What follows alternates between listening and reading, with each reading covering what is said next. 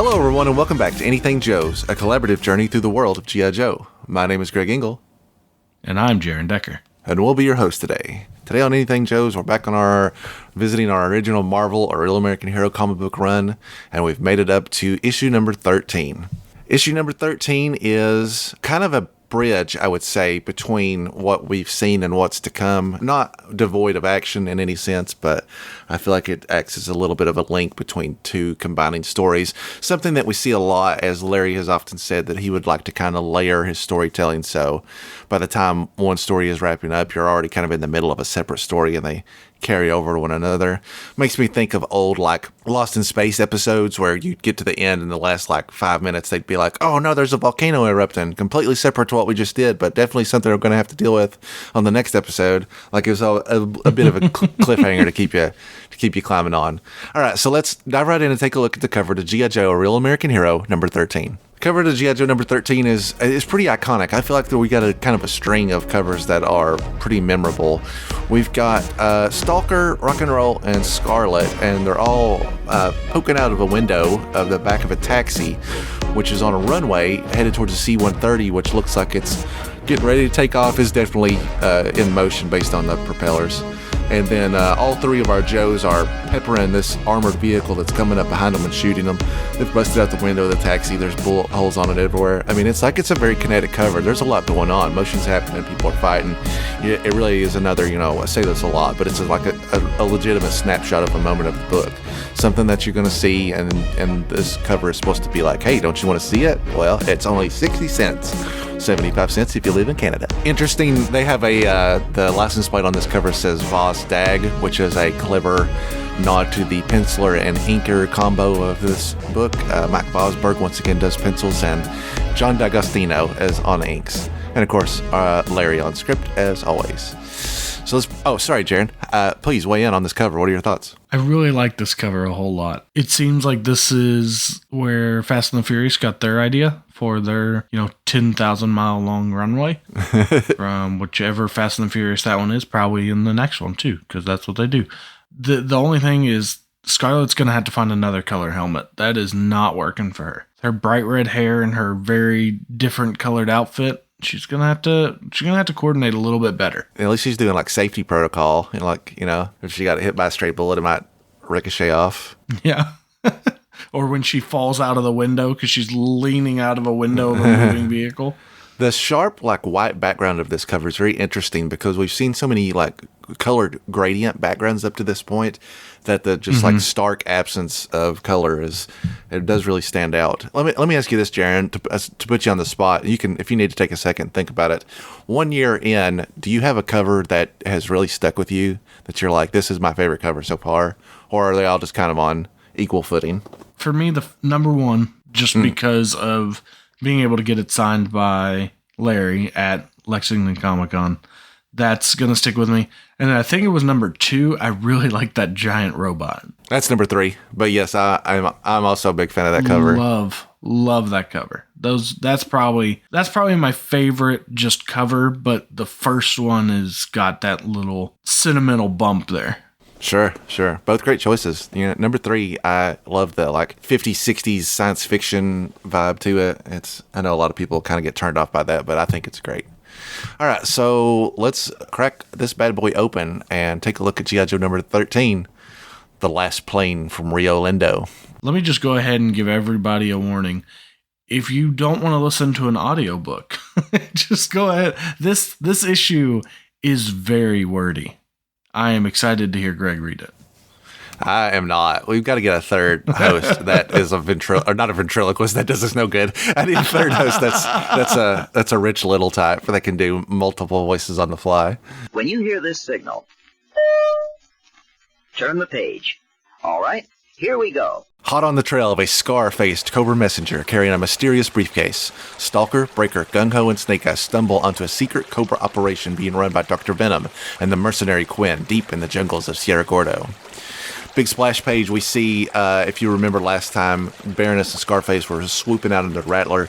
They dropped a bomb on this bunker that had Venom, Quinn, and Snake Eyes on it, and then they also blew up the boat that had Stalker, Breaker, and Gung-Ho as they were kind of escaping. So on this front cover, we can see all of that kind of recapped in one single image. The Rattler has swooped around, and there's like a wave where the explosion happens that sinks the small island that the bunker was on. Gung-Ho, Breaker, and Stalker are all hanging on to like pieces of the boat that have broken into just basically pieces of lumber at this point. They're all sopping wet, and they're looking up in the sky at the plane as it swoops down. The Baroness and Scarface bombed their own bunker, and Snake Eyes was still on the island. So were Dr. Venom and Quinn. Just before the bomb hit, it looked like Quinn was trying to pull Snake Eyes and Venom back into the bunker.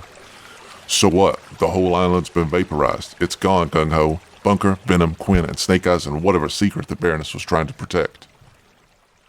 Cut to the cockpit of the Rattler, and Baroness and Scarface are talking amongst themselves. A perfect shot, Baroness. Dr. Venom had outlived his usefulness. Quinn was too unpredictable, and Snake Eyes was someone you wouldn't have wanted to meet on equal terms. They were the 3 most cunning and dangerous men I've ever met. Let's circle back and make sure there was no possibility of survivors. You're being overly cautious, Baroness. The island has disappeared without a trace. And as for the 3 Joes in the boat, the plane is swooping down across the water, and we see some air bubbles rising up in this final panel to reveal that the 3 Joes are holding their breath so to not be detected by the Rattler. They too must be among the dead. So, it is time to plot a course northward. It is imperative that his briefcase is delivered to Springfield. The infrared detector is picking up 3 heat sources under the surface. Stalker, Breaker, and Gung-Ho survived the boat explosion. Cobra Commander, I am requesting permission to circle back and finish off the remaining Joes. Cobra Commander pops up on a little vid screen. Permission denied. The contents of briefcase have the highest priority. Return to base. We see the Joes as they're climbing out of the water. All she had to do was put a quick burst in the water and we would have been fish food. Why'd she just leave? Maybe she had a hot date to strangle some puppies. How should I know? Who's saying she's not coming back, eh? I say we get undercover toot suite and... Alos, what happened to Stalker? Stalker's hand is coming out of the water, kind of like a, what do you call that last moment, like in Terminator, where he's like, my hand. I don't know. That probably doesn't have a specific name. Probably just stepped in a sinkhole. His hand disappears into the water. Been down there a long time. Suddenly, Stalker breaks out of the water. He's wrestling with an alligator. Gator's got his Stalker's leg in his mouth. Stalker's got his knife in the other hand. I mean, they're going at it. Gator. This ain't no gator. This here's an Orinoco crocodile, known as Crocodile intermedius of the phylum Chordata. I cannot even do all this. Subphylum Vertebrata, class Reptilia, order Crocodilia, family Crocodilia. I'm just gonna insert Bill Nye talking over top of all that. I'm sure I can find an audio clip where somebody rattles that off. We're personal friends with Bill Nye. I'll hit him up on Fiverr. He'll do it for me. These alligators are conserving their energy. It's just something that reptiles do. Stalker dives underneath the water as Breaker runs out to try to get to him. Stalker! Suddenly, Stalker bursts out of the water with a knife in hand. Present status dead. Take it easy, your leg. It's all right. I'm fine. I'm just... Stalker falls face flat, knife out of his hand. Cut to hours later. Stalker springs awake. What? Welcome back to the land of the awake and aware. Just in time to have some yummy roast crocodile, too. Seems only fair, seeing as how he got a taste of you. Where are we? This is a burnt-out and abandoned Cobra research station. Leastways, it's got Cobra sigils painted, carved, and stamped all over it. Guess we could safely assume it wasn't a Girl Scout camp. Sure enough, you see it's like a silo. It's broken in half, and there's a big Cobra logo on it. Basically, no intact buildings. They're all just kind of burnt out. And then they've built a small little pit fire to roast old crocodile. This place is less than a quarter of a mile from the river, so it must have been directly connected with that Cobra bunker on the island at one time. I figured the island bunker was a command post for whatever went on here, and Stalker jumps up and he starts scattering the coals in the fire. Put this fire out. You lost your marbles, Breaker? A raw butt green recruit knows better than to light a fire in hostile territory. Oh, shoot, Stalker. Gung-Ho thought you were going into shock. We had to keep your ungrateful carcass warm. Besides, we need to cook the crock. It's a crock, all right. River mud would have kept me just as warm, and raw meat goes down just as easy to a hungry man. The fire was a big mistake. Now our presence is known to everyone for miles around. We have to secure defenses and perimeter immediately. And where's that Cajun jarhead? Gung Ho went downriver looking for a radio. We figured G.I. Joe headquarters ought to be told about this debacle. 10 miles downriver, we see a blue pickup truck with a bunch of pigs in the back. I told you it was a good idea to wait until those Cobra gringos withdrew from Sierra Gordo before we sold our pigs. See, Felipe, with Cobra gone, the government collapses and the prices rise. Sure enough, our two Mexicans actually looked exactly like Laurel and Hardy. And besides, with all the recently unemployed federales roaming the jungles, we are much safer spending our fat profits in downtown Rio Lindo. Pardon, my friends. Stop the truck. I want to get off here at the Rio station. Gung Ho just stands up amidst the pigs. Who are you? What are you doing back there? Quiet, Hector. He has a gun. Look, I'm no criminal. I'd like to pay you for the ride, and I'd also like to buy a hat and sarape from you. Trouble is, I've got no dinero. How's about the trade for a lighter with a bird and ball on it? That's his United States Marine Corps tattoo on his lighter. We don't smoke. We'll take it. Meanwhile, on Cobra headquarters, we see a Cobra throne room with Cobra Commander Baroness. We got a lot of troops giving the old Nazi salute to him. Can't remember. I know that doesn't make it a whole lot longer, but I'm going to continue to point it out until they change it to something else. All hell, mighty Cobra. All hell. The Baroness and Scarface are to be congratulated on the success of their mission. Cobra Commander takes a side with Baroness. Why so perturbed, my dear Baroness? You appear quite ill at ease. It's Scarface back in Sierra Gordo. He seemed to be in too much of a hurry to get away, almost as if he wanted the three Joes in the river to escape. He had orders to return with the briefcase post-haste. Perhaps he was a bit overzealous. I suspect other motivations. Other loyalties. Destro appears from the back. We still haven't seen... Have we seen Destro's face yet? We haven't, have we? I don't think so. I don't think so either. Anyway, we continue to not see it. And to whom are those other loyalties due, my dear Baroness? Back in Sierra Gordo, we've seen that the Joes have built like a little zigzag trench in this abandoned area as they're getting their defenses riled up. This zigzag trench will afford us maximum fields of fire for minimum expenditure of labor. More heat for less sweat. We'll set all the paths leading in with Malayan tiger gates and trail maces. Buku nasty. And these punji stakes will go in hidden pits behind every tree that could give cover to an assault force. Don't get me wrong, Stalker. I don't think there's any harm in being too careful and playing by the textbook. I just don't understand why anybody else would be interested in this burnt-out pile of timber. We pan out from them as they're building their trench, and we see a group of mercenaries in the shadow that are on a hill several miles over. There it is, Emil. The Cobra Research Station, our ace in the hole. A closer look at these men, probably 20 guys, somewhere in that ballpark, all wearing the same, tan, kind of got a French Foreign Legion vibe going on, but I don't know anything about anything, so I don't know if that's accurate or not. You're mad, Richter. That charred clearing is 10 kilometers out of our way. The government has collapsed. Let's get out while we can. Make our way to a French port. Another hitch in the Legion Paras won't seem so bad after this. Even the Foreign Legion won't have us after what we did that last time in Algeria. Cobra made a hasty withdrawal from these facilities. They may have been less than meticulous in their sanitizing operations. Careful gleaning might yield a few scraps of hard information, and hard information about Cobra activities can always be converted to cold cash on the International Information Exchange. Cut to the Rio Lindo radio station, where a man in a parka and sombrero walks in. Who let this peasant in here? He smells like a truckload of pigs. I wish to make a private call to Staten Island. That's in New York, the United States of America. I know where New York is. Do you think I'm stupid? Oh, no, Excellency. I never judge a man by his appearance. Very witty. Guards, take this very witty, smelly peasant outside and shoot him like a dog. No, on second thought, shoot him here. This should be quite entertaining. Suddenly, from underneath the poncho, the machine gun rips out and hits the guards. C'est bon, how's this for starters? The guy behind the desk pulls out his pistol. Gung Ho kicks the pistol out of his hand.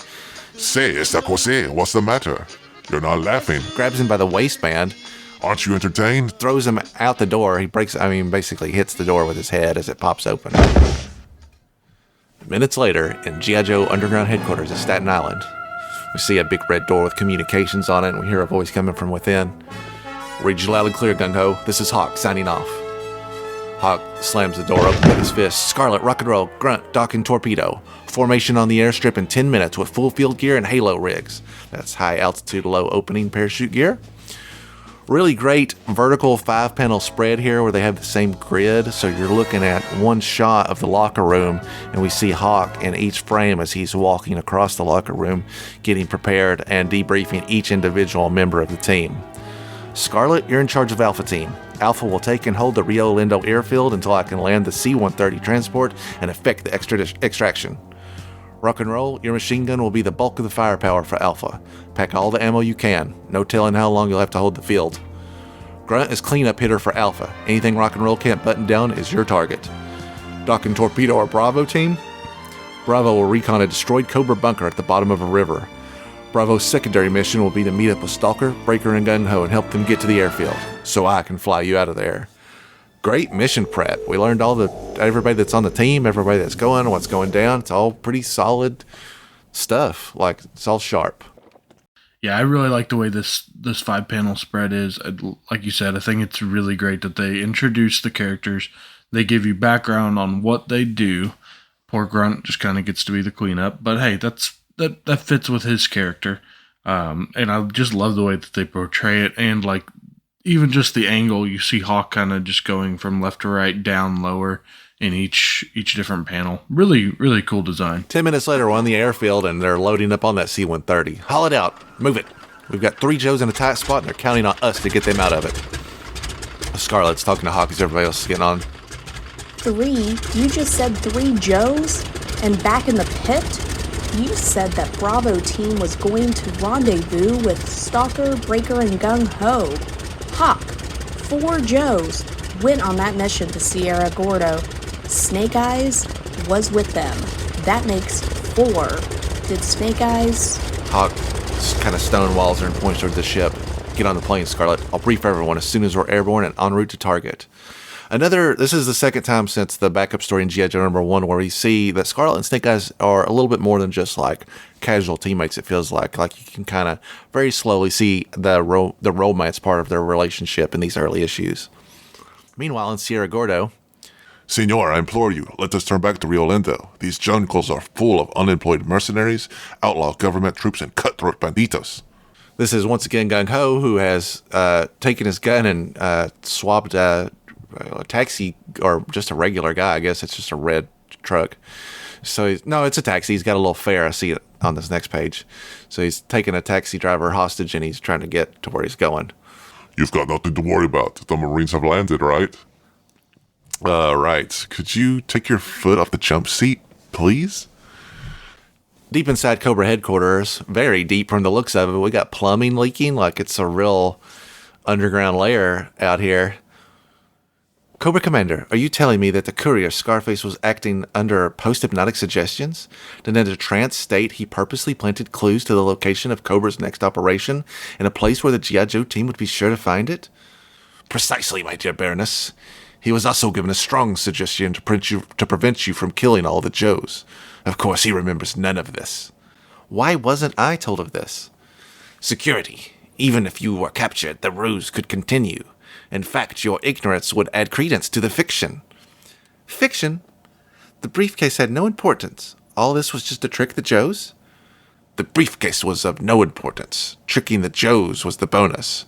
The clue left in the burnt-out research station will divert the Joes, lead them far from the real location of our next operation, an operation that will commence with my arrival, with the briefcase.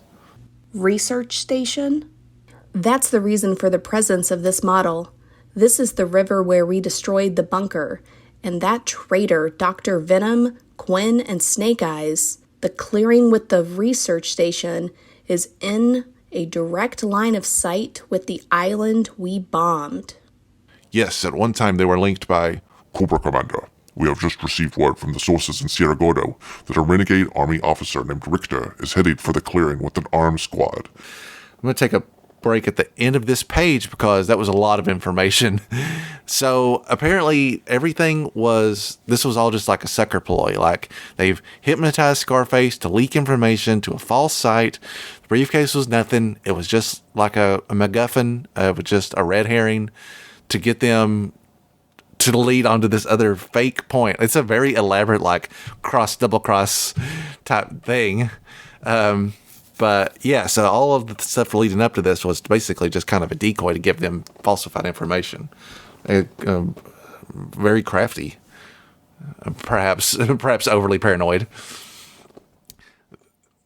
These are hardened, battle-tested mercenaries equipped with state-of-the-art weaponry. They could possibly defeat the Joes or force them to withdraw before discovering the clue. Absolutely intolerable. There's no time for an alternate ruse. The primary operation stands in jeopardy.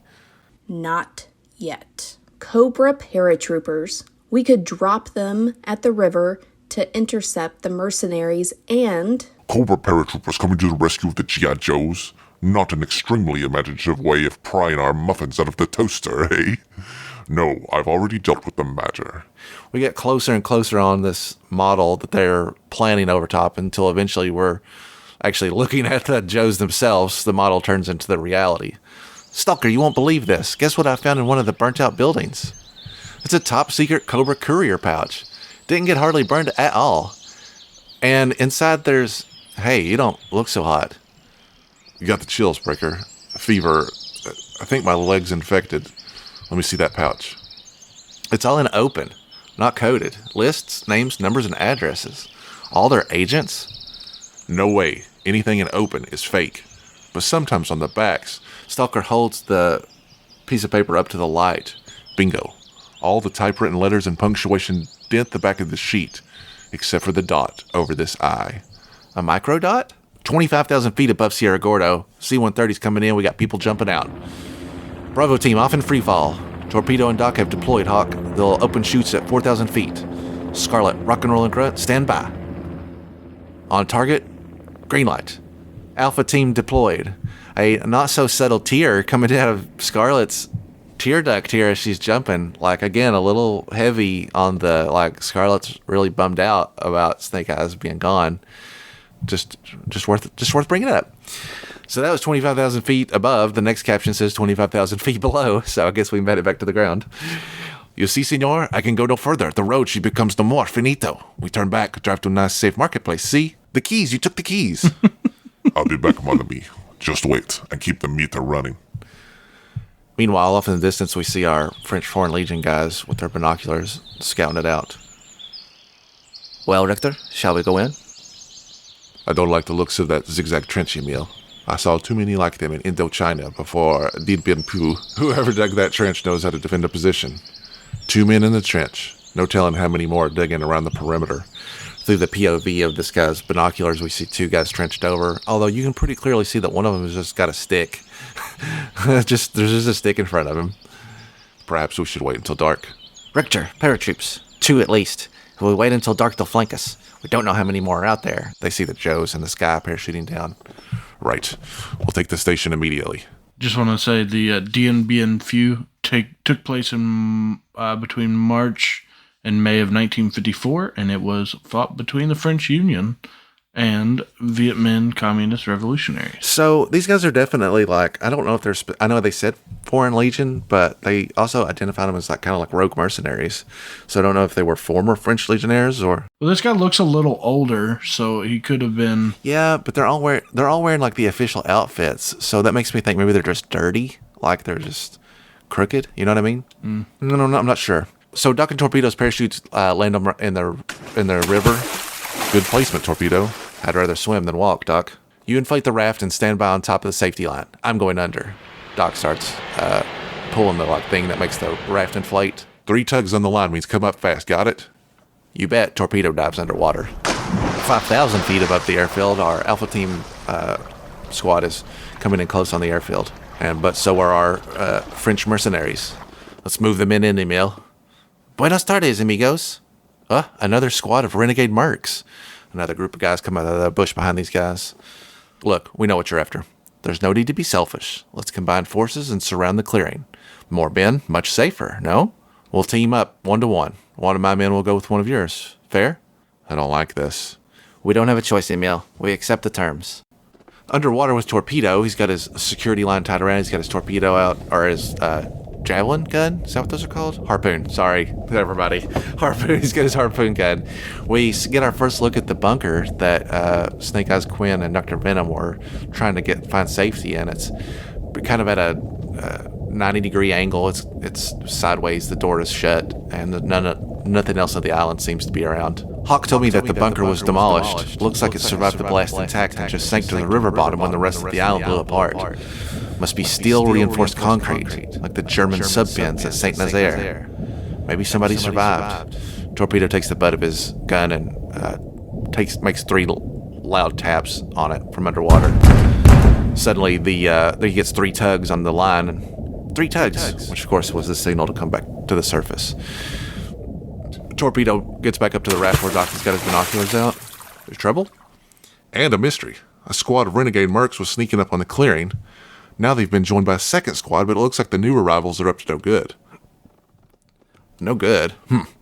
That's about as no good as you can get. From the POV of the binoculars, we see our new mercenaries coming up behind our old mercenaries with a knife, clearly set to eliminate them. And since they went one-on-one, we assume that's their whole mission is to wipe them out.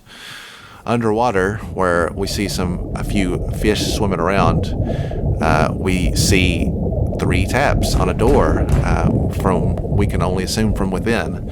Not that I think anybody listened to the last episode and went, oh no, Snake Eyes died after only 12 issues? How could this be? But we haven't made it to that. I guess back then you could totally believe it, that they would kill somebody off at any given moment. Mm-hmm. Back to the airfield. Looks like Alpha Team is in full effect. We've got Grunts is leading the charge. He's throwing a grenade in this window. They've got this air control unit. That's kind of what they're trying to take siege with. He's throwing a grenade. The guys inside are firing back at them. Rock and Roll is covering up the back with his machine gun. He's letting loose there. Let's go, Rock and Roll. You're dragging the whole show. We got to take that tower before they find that bullet with your name on it. That ain't one to worry about, Scarlet. It's them 10,000 others that just say occupant. Larry's got a lot of great, militaryisms, in my opinion. Back at the river, Torpedo and Doc are coming off their raft. What's that rumbling sound? Stay low, Doc. We don't know where the surviving renegades are, or where our boys are, for that matter. That rumbling sound is like a construction vehicle. We see it's gung-ho driving. Where do you find a bulldozer out here? Hey, is that Stalker and Breaker in that trench? Dummies, a diversion. We see the 2 figures that the mercenaries were looking at through their binoculars. They are clearly just sticks with clothing on, basically. So where are they? Up here, we see Breaker and Stalker are inside the Cobra silo that I mentioned earlier that's broken apart. They're kind of hunkered down with what remains of it. Well, hurry down here and climb on this here dozer. I got a cab waiting, with the meter running.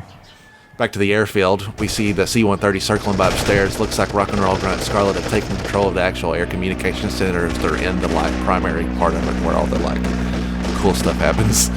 Scarlet, I've spotted a civilian taxi speeding towards the airfield, being chased by 2 local militia armored cars. Rock and Roll and Grunt are still putting out pretty excessive machine gun fire to hold off whoever's left. Sounds like our boys. Roger, Hawk. We'll hold the control tower until the taxi arrives and consolidate forces for pickup and extraction. Back at the Cobra research station, the Joes have got away safely. Cobra Commander will be pleased. They're not safe yet. We see this new mercenary team stroll out, clearly now revealing that they are Cobra agents, just not... So basically bearing his plan, but in disguises, not dressed as Cobra officers. Thanks, Destro, for just taking credit for somebody else's plan. The lead mercenary of this Cobra troops walks around. Let's take a look around for that courier pouch. We better make sure they found it. And dude steps into one of the tiger traps they were building. The limbs give out underneath him and he just falls straight forward into a face full of spikes, basically. Essentially a Mortal Kombat fatality waiting to happen. Fatality. Another pan out to the faraway shot of the valley, and we can hear this guy scream as one gigantic font. Aye. Still at the airfield, it's our guys, the taxis here. Scarlet, Radio Hawk, and he knows he's circling to land. So we've got Alpha Team in the airfield providing cover fire. C-130 is circling in for landing. Gung-Ho and the rest of Bravo Team, as well as the survivors, are all here in the car. We've got military forces coming up at the start. There's a lot going on, and it's all kind of it's consolidating in a very cohesive way. Everything's coming together. Where's the plane? He said the plane would be waiting. It's waiting all right up there. Rock and roll. Lay down some suppressive fire on those 2 armored cars. The taxi takes off and rock and roll's firing out of the back at the 2 armored cars that are coming up behind us, pretty close to what our cover image was.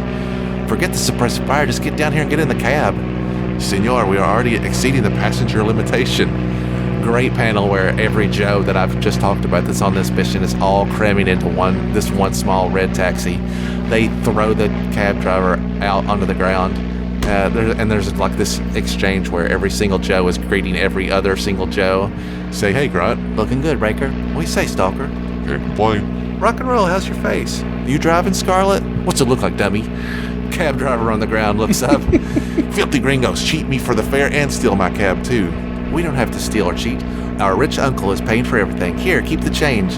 This magic trail of money comes out of Scarlet's hand in a bizarre tornado pattern where it circles to this man as if he is a magnet for money, like he has some kind of Lego DC superheroes cheat that attracts all studs to him. American dollars, $100 bills. I gotta say, the previous thing reminds me of the show The Waltons. I totally get that. Yeah, like good night, Andy. Yeah. Good night, John. Good night, John boy. And then I like that he said the rich uncle. That has to be Uncle Sam. Of course, right? yeah. All our Joes in one taxi driving off. We got 2 armored vehicles coming up, C-130s in between them coming together for a landing. What are we gonna do now? As soon as the plane stops, those armored cars will be all over us. The plane's not stopping. We agreed on this pickup plan on the flight down here. Hawk is going to open the tail door as soon as his wheels touch down, which is exactly what happens.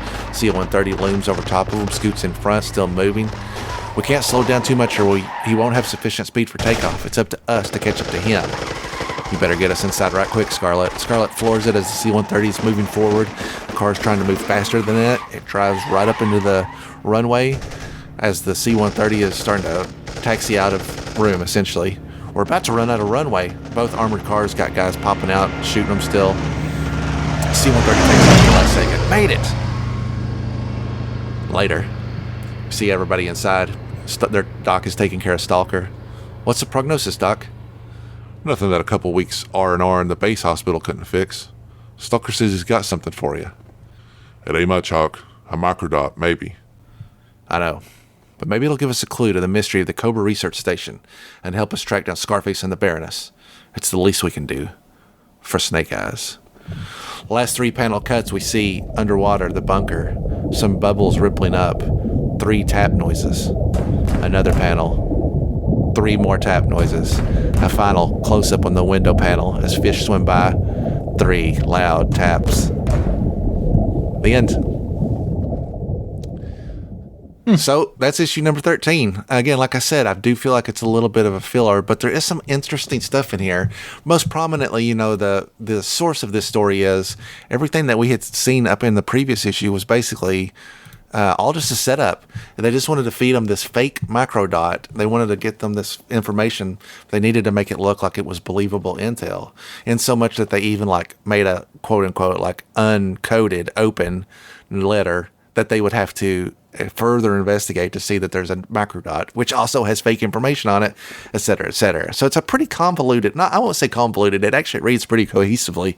Maybe as a child, it was a little heavy for me to follow, but as an adult, I'm like, man, I really like how everything is tied together. This is in one single issue. We saw so much stuff happen. We're seeing a resolution from the previous issue. They started and ended as a rescue mission all in the same issue. We got breakdowns of who's on what team. There's an Alpha team, a Bravo team. Here's their mission, or here's your objective. They went there, they did it, they came back.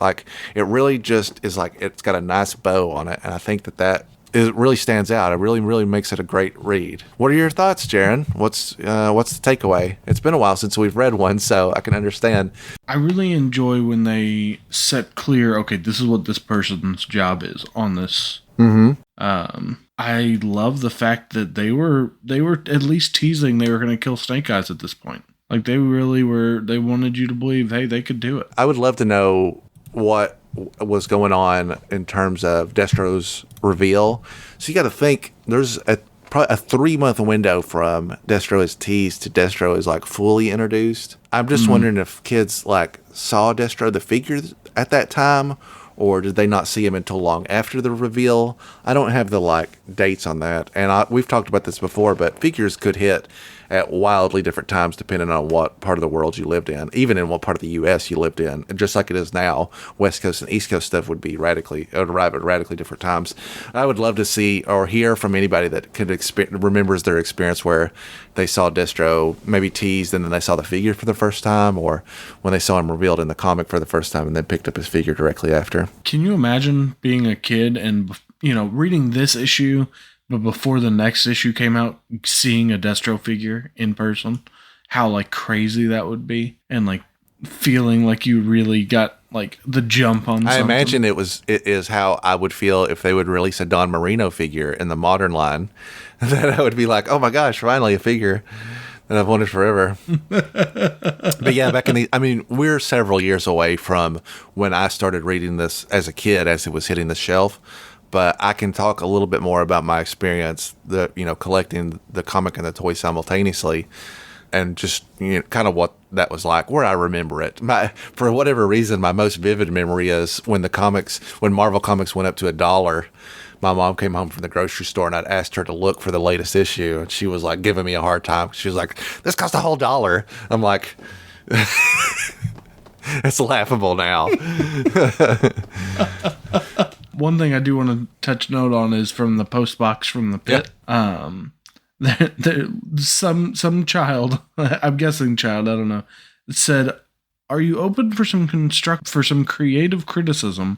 And then basically just says, "Hey, all of your stories are the same, and Cobra Commander always gets away." Wow. He said, "Just the Joes are pretty good. Just with a little bit of rearranging, the comic could be first rate." And I love the response. They said, "Well, the Joes are just carrying out orders. As for Cobra Commander, what do you want him to do? Win?" I just think that's so funny to me. There is not any actionable, really crazy anything. Pretty much everyone is saying, "Hey, I've read 10 of these issues and I really enjoy them." I think we're probably about a year away from when we start getting letters that are actually with a little bit more substance than just like compliments or insults, where they're asking real questions. Because I'm especially interested in when Larry will respond to a specific inquiry, with the knowledge that he probably didn't know the answer to it at that time, it's something that he would write many years later on. I enjoy looking at that type of stuff just to see kind of what he's teasing and if it ever actually came to a reality. There is one kid in here that said more rock and roll and not so much Scarlet.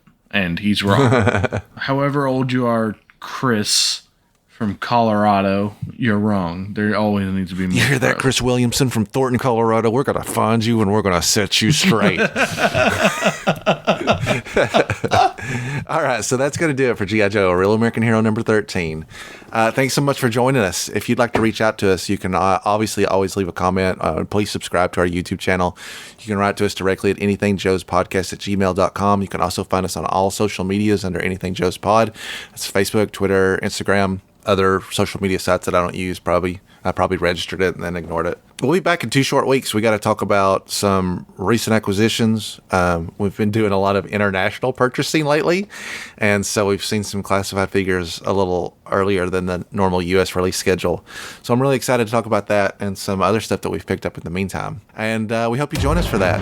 It'll be just in 2 short weeks, where anything's available for discussion here on Anything Joe's.